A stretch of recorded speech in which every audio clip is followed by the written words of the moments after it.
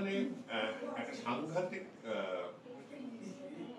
নতুনত্ব পেলাম, যেখানে দেখলাম লাইন ড্রয়িং এর সাথে কিছুখানি অ্যাবস্ট্রাকশন মিশিয়ে উনি এক রঙিন চিত্র তুলে ধরেছেন। এগুলো বেসিক্যালি তিনি অয়েলের উপর কাজ করবেন। এর মধ্যে দুটো কিন্তু আমরা যেগুলো বলি পৃথক আর্ট ফর্ম, একটা লাইন ড্রয়িং, একটা colour representation, colour palette representation, এগুলোকে সবকটাকে একত্রিত করে এনেছে। দীর্ঘ অভিজ্ঞতা আছে, সেটাই দেবো দেখানো এবং এই বিষয়টা খুব ভালোভাবে ভারতবর্ষে কতটা কিভাবে নিজের পুরোনো ইতিহাস ভুলে গিয়েছিল তার সবচেয়ে বড় প্রমাণ হল অজন্তা। অজন্তা প্রথম আবিষ্কৃত হল 1830, যতদূর আমার মনে হয়, এদিকে দুদিন 1 বছরের পর। কয়েকটি সাহেব হরিণের পেছনে দৌড়চ্ছে, হরিণটি একটু উপত্যকায় তাদের নিয়ে গেল, একটা উপত্যকা ধরে হরিণটা উঠতে আরম্ভ করলো, হরিণের পাল। তারা নিয়ে গিয়ে হরিণের পালের পেছনে গিয়ে দিচ্ছে, গুহয় ঢুকে গেছে।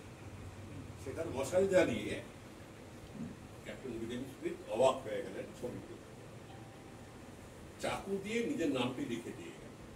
সেই জন্য আমরা বুঝতে পারলাম যার উপর নাম দিয়ে গেলে একটা প্রাইসলেস পেন্টিং এর উপর নিজের নামটি লিখে দিয়ে। এবার ভারতবর্ষে চিত্রকলা কি কিছু চিত্রশিল্পী ছাড়া আর কারো পরিচয় ছিল? মাস প্রোপাগেশন, তাই না? আমরা তো কেউ দেখি। এখন বলা হয় মিনিয়েচার পেন্টিংস এর ওই যে বইগুলো থাকতো, পুস্তকগুলো থাকবে, সেখান থেকে আমরা পাচ্ছি। এবার সেগুলো তো আমার নয় রে বাবা, যার আছে সে আমার দেখাবে কেন? অর্থাৎ there is nothing called public art at all. এবার এই নিয়ে কাজ শুরু হলো। তার প্রায় 20 বছর পরে ফার্গুসন সাহেব গেলেন, গিয়ে পাহাড়ের উপরে উঠে উনি এই গ্রহচিত্রগুলো আঁকলেন। বাট ওনার কনসেন্ট্রেশন ছিল এক্সটার্নাল আর্কিটেকচার। আমরা চরিত্রটা কেমন দেখতে পাই, ঠিক আছে? অজন্তা আপনারা গেছেন তো, একদিকে যেন চরিত্র পাচ্ছে, একদিকে আমরা এও পাচ্ছি আর্কিটেকচার। তিনি এই দিকটা আর্কিটেকচারের দিকটা দেখে লিখে রেখে। এরপরে 1860-62 নাগাদ বম্বে ন্যাচারাল হিস্ট্রি সোসাইটি তারা ঠিক কোনো একটা পয়সা তুলে তারা ক্যাপ্টেন গিলকে দায়িত্ব দিলেন। তিনি প্রায় 30-35 জন আর্টিস্টকে নিয়ে পুরো চিত্রগুলোকে কপি করলেন। বিশাল বড় এবং না যা ডুবে অভিশপ্ত অজন্তা করে। আচ্ছা, তারপরে হ্যাঁ, আচ্ছা, তার ইন্টারেস্টিং জিনিসটা হচ্ছে যে ক্যাপ্টেন এরা যখন যাচ্ছে তখন এই গুলোর নামগুলো কি আমাদের মেমোরি থেকে মুছে গেছে। অতএব সবচেয়ে পার্শ্ববর্তী গ্রাম, সেই গ্রামের নামে ওই গ্রহগুলোর নাম, গ্রামের নাম ছিল অজন্তা। আচ্ছা, আজকে আমাদের অজন্তা এক সুন্দরী দেবী কিচ্ছু না, একটা গায়ের নাম। হ্যাঁ, আমরা জানি কি নাম ছিল, ভুলে গেছি। আচ্ছা, যাই হোক, এই 1860-62 থেকে প্রায় 9 বছর ভদ্রলোক কাজ করে এতগুলো পেন্টিং নিয়ে তিনি লন্ডনে এক্সিবিশনে গিয়েছেন। 6-7 বছর পরে এক্সিবিশনে 90% অফ দ্য ওয়ার্ক চলে গেল। বাস, এন্ড অফ অজন্তা। আর অজন্তার ব্যাপারে কেউ জানে না। এখন ওখানে আছে কি লোকে শুনেছে, কানায় ঘুরছে আর্টিস্টরা, কিন্তু বাকি সাধারণ মানুষকে জানতো। এরপরে ক্যাপ্টেন গিলকে আবার বলা হলো যে আপনি যান। উনি রাত করে ওখানে গেলেন, বছরখানে কাজ করতে হতো, ওখানেই মারা গেলেন।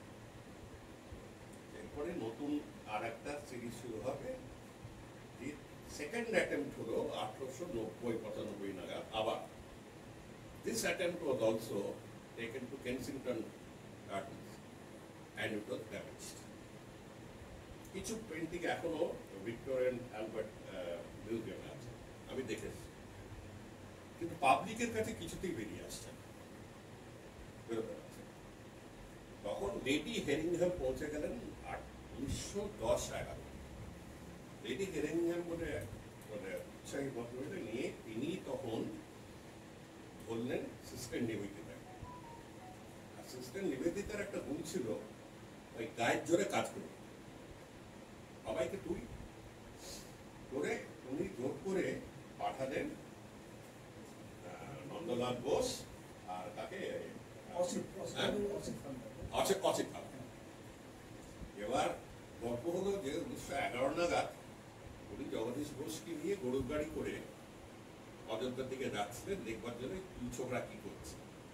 এই দেখলো গাধার পিঠে চেপে দুজনে ফিরে আসছে কি হলো, আমরা তো 3 মাস কাটালাম, তোমরা কাটালে তো কোথায় যাচ্ছ? বলে আর এদের এদিকে রান্না করতে জানে না, এরা রান্নায় মারাঠিরা রান্না করতে জানে না খেয়ে খাবার দাবার। তখন সিস্টার নিবেদিতা ওখানে ওদের জন্য রাঁধুনির ব্যবস্থা নিয়ে প্রথম এই স্কেচগুলো বার করলেন নন্দলাল বোস এবং তার নিয়ে তার এটাকে শুধু স্কেচ হিসেবে রাখলেন না, এটাকেই ভারতীয় শিল্পকলা হিসেবে হ্যাভেলের দৌলতে এটাকেই তার করে দিল যে দিস ইজ ইন্ডিয়ান আর্ট। 100 বছর লাগবে।